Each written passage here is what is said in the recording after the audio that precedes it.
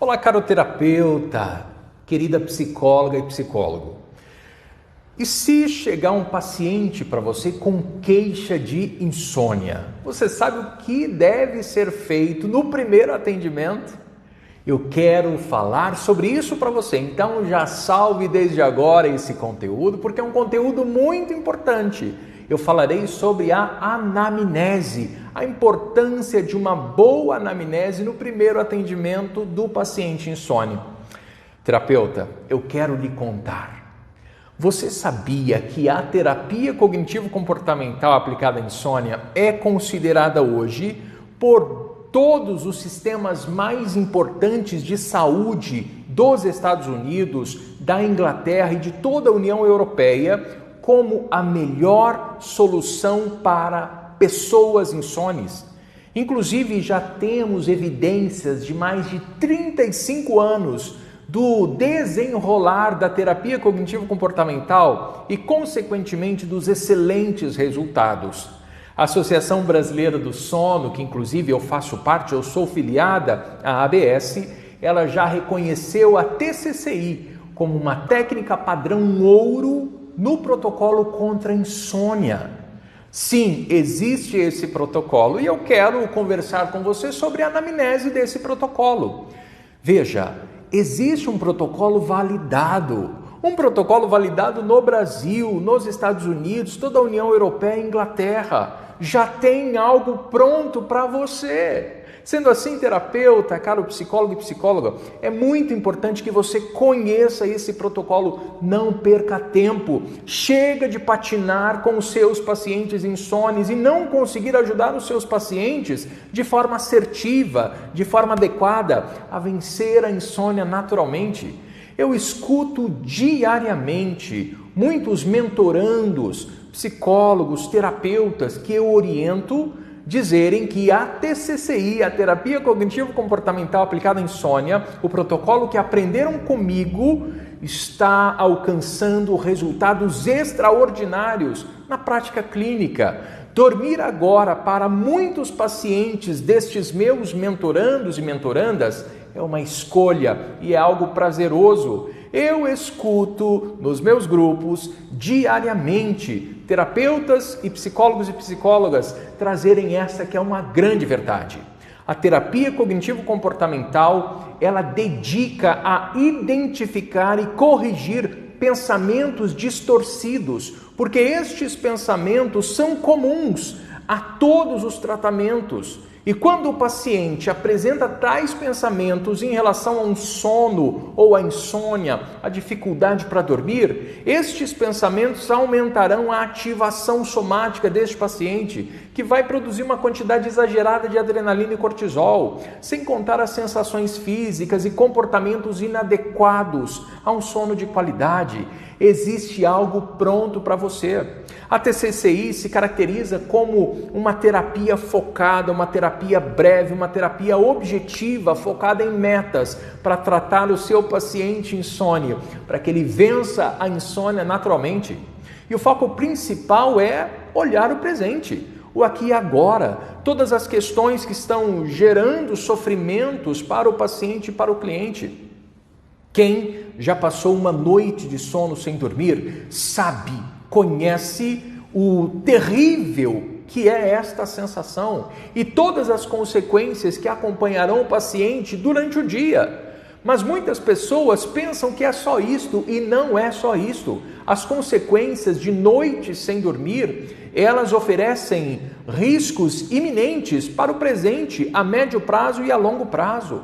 Hoje nós sabemos que os pacientes insones apresentam muitas comorbidades, tais como problemas cardiovasculares, diabetes, obesidade e tantos outros transtornos do ponto de vista neurológico.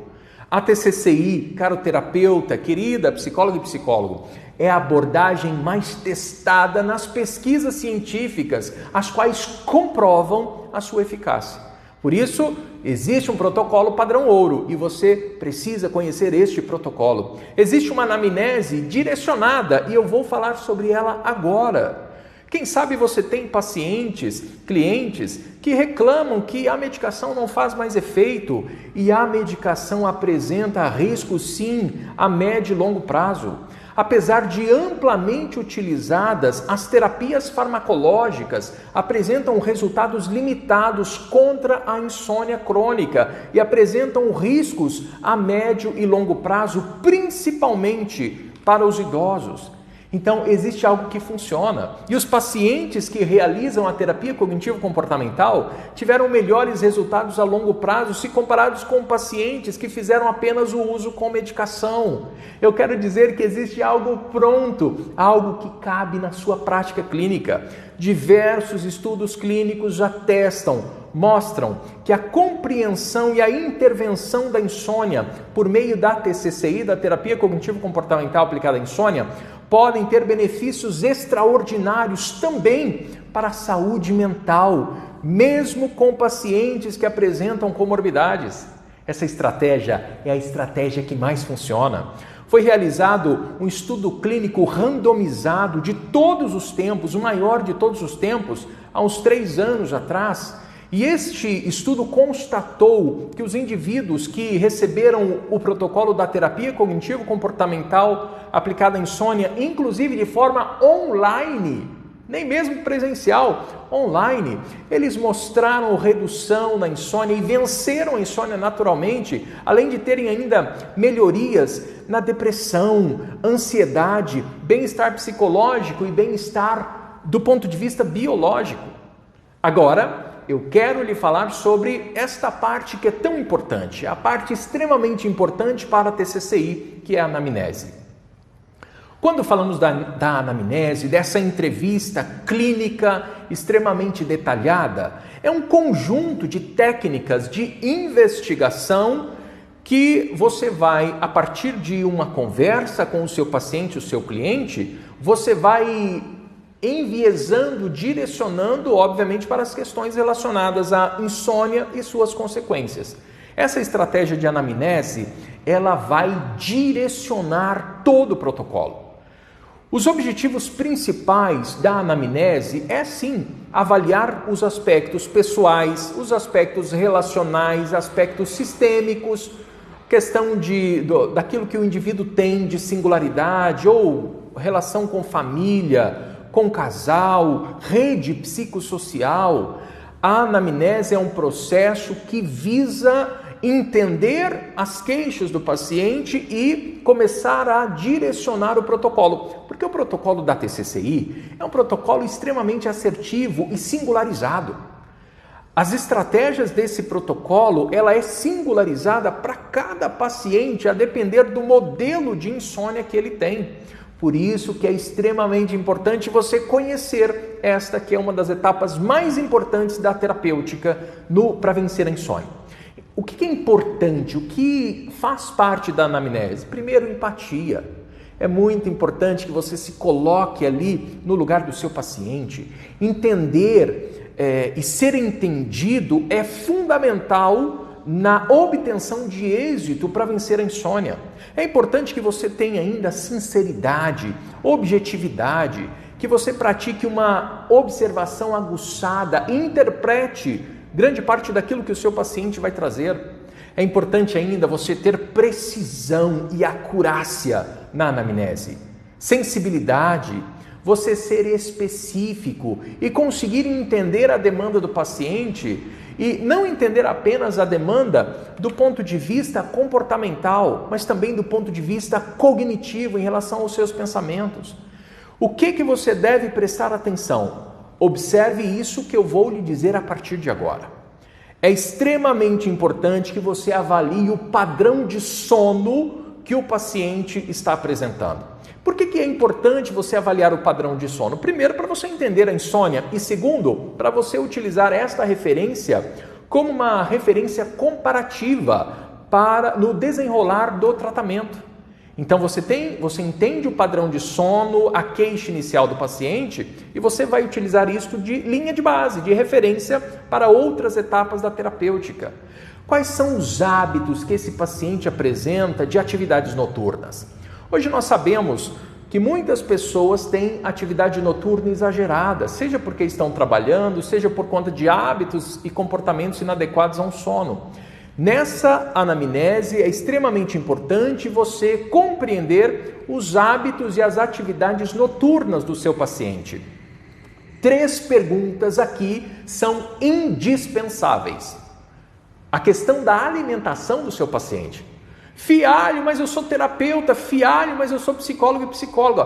Pois é, você deve entender sim os hábitos alimentares do seu paciente, até mesmo para decidir se você encaminha ou apenas as suas dicas de psicoeducação já vai satisfazer essa questão. Porque muitos pacientes não sabem, por exemplo, que não pode ter uma alimentação exagerada à noite. Outros pacientes dizem assim, mas eu tomo um chazinho para relaxar. Qual é o chazinho que está tomando? Chá verde, chá preto, chá mate, erva mate, café. Tudo isso vai aumentar mais a insônia do paciente. Por isso, compreender os hábitos alimentares é fundamental para compreender a demanda desse paciente.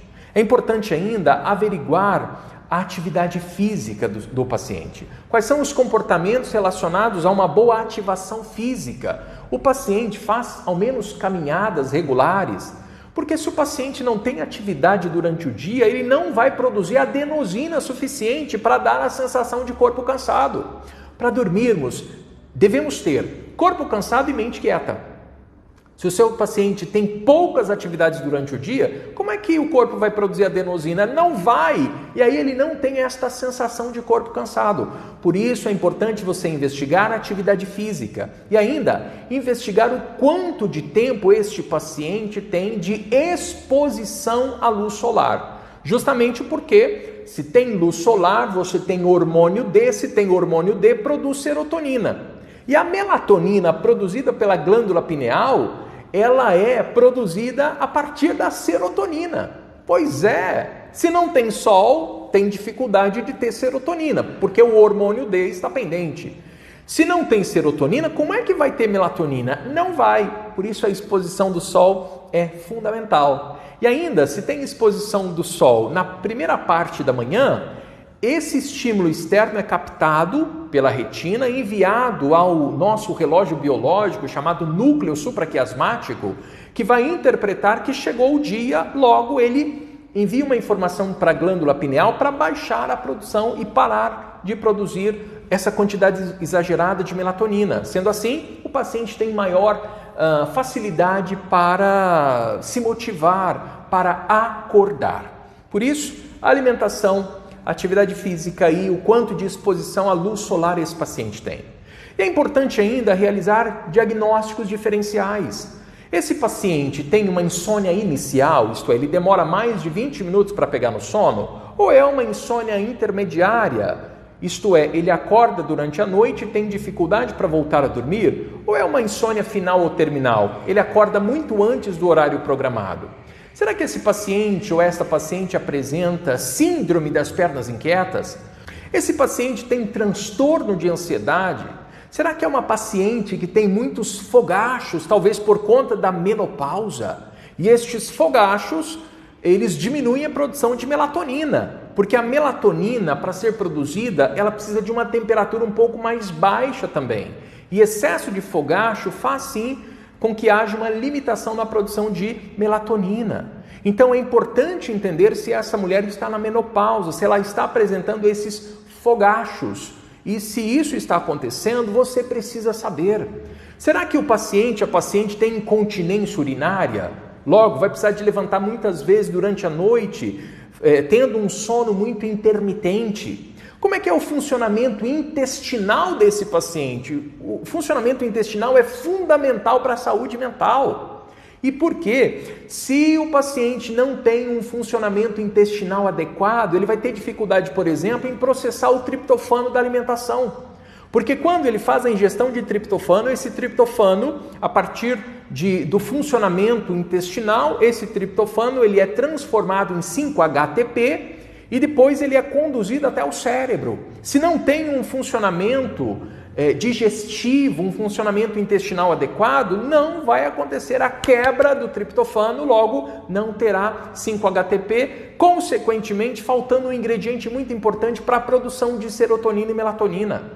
A má higiene do sono também, quantas pessoas têm péssima higiene do sono? Sintomas nasais, um paciente, um indivíduo que tem uma congestão nasal, uma coriza intensa, esse paciente tem uma chance muito maior de ter insônia também. Tudo isso faz parte desta anamnese.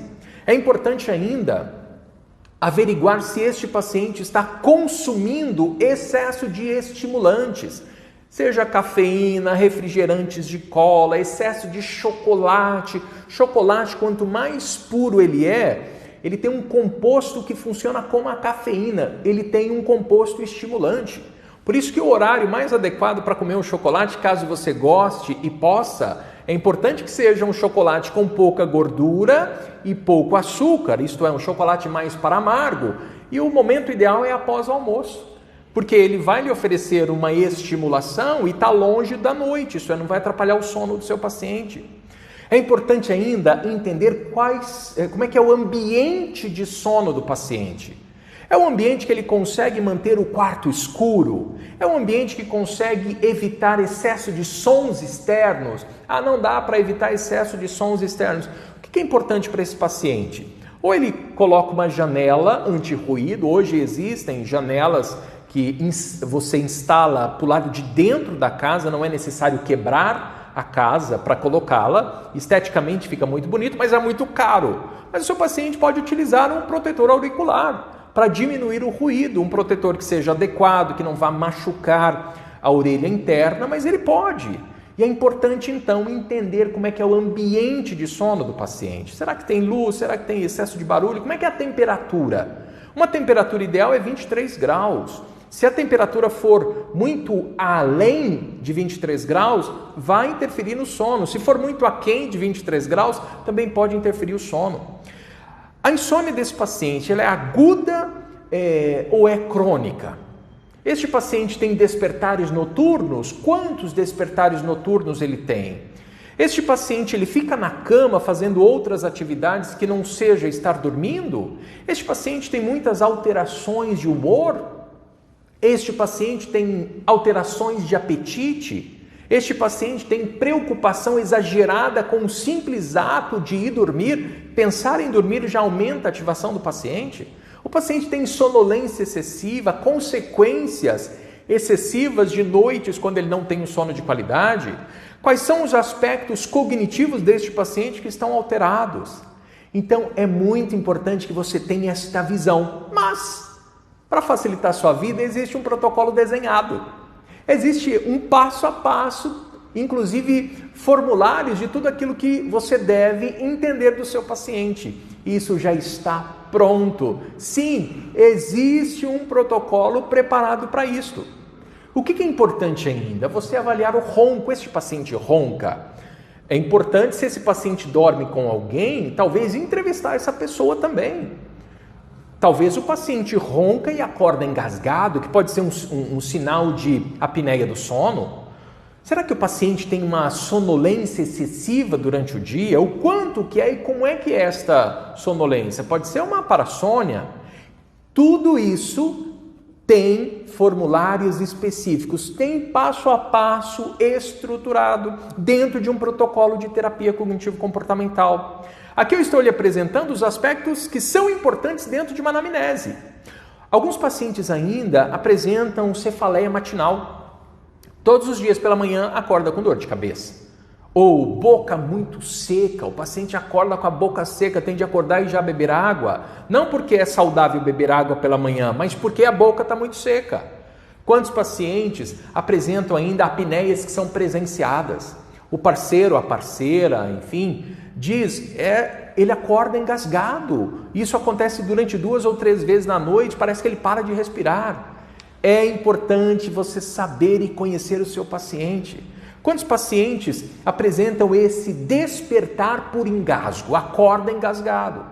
E este comportamento de acordar engasgado é um movimento cerebral que tem porque o paciente parou de respirar. E a forma que o cérebro encontra dessa pessoa se ativar novamente, ficar consciente para respirar, é acordando. Alguns pacientes ainda têm excesso de sudorese noturna ou uma inércia do sono muito intensa. Estes aspectos devem fazer parte da sua anamnese. Esse paciente tem uma hipertensão arterial sistêmica. Este paciente tem doença da tireoide, tem diabetes, tem algum tipo de dislipidemia. Essa paciente está num processo de menopausa, tem doenças psiquiátricas, tem transtornos de sono prévio, já aconteceu alguma vez? Qual que é o histórico de medicamentos que esse paciente utiliza? Ele tem pai, mãe, irmãos ou irmãs com doenças importantes? Quais são? Isso deve fazer parte de uma boa anamnese. O paciente tem dor crônica. Será que essas dores crônicas, por atrapalhar aí esse paciente para dormir, não está interferindo nos ciclos de sono? Todas estas questões são importantes. Quando o seu paciente acorda, será que acorda preparado para vivenciar bem aquele dia, tanto fisicamente quanto mentalmente? Isso é muito importante do ponto de vista cognitivo. Existe ainda uma correlação com o tempo total de sono e a qualidade do sono desse paciente. Será que ele tem um tempo total de sono adequado e oferece uma boa qualidade? O paciente diz que tem 6, 7, 8 horas de sono, mas não se sente reconfortado. É importante entender o que está acontecendo. Esse paciente, ele está acordando demais para ir no banheiro, ele acorda sufocado, como eu disse há pouco, ele ganhou peso aí de forma muito rápida e acelerada. Será que ele tem uma circunferência no pescoço, mulheres acima de 40, homens acima de 45? Se isso está acontecendo, pode ser um sinal de apneia do sono, por exemplo.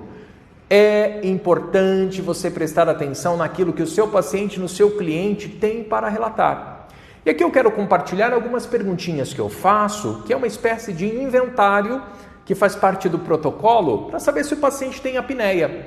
Primeira perguntinha: o seu paciente acorda com dor de cabeça pela manhã, uma dor de cabeça muito intensa, todas as manhãs, essa cefaleia matinal? O seu paciente acorda com a boca seca pela manhã com regularidade? O seu paciente ronca?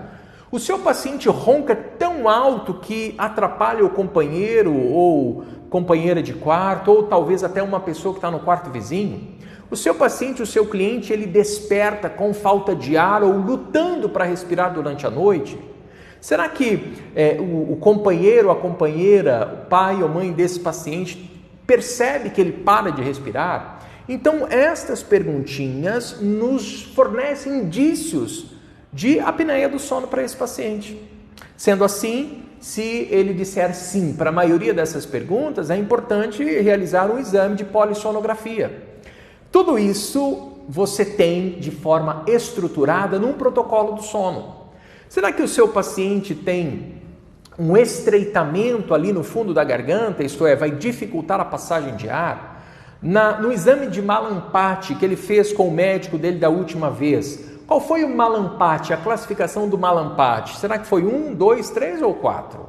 Sim, existe um exame no qual você averigua o espaçamento que esse paciente tem na garganta. Como eu faço? Eu não sou médico, mas eu oriento, eu ensino, eu psicoeduco esse paciente para quando ele chegar em casa ele observar. E aí ele vai apontar para mim se o Mallampati dele é classificação 1, 2, 3 ou 4. E a depender dessa classificação, você pode encaminhá-lo para o exame de polissonografia. Existem 4 tipos de polissonografia. O primeiro tipo é uma polissonografia completa que é feita em laboratório. Segundo tipo é uma polissonografia completa feita em casa.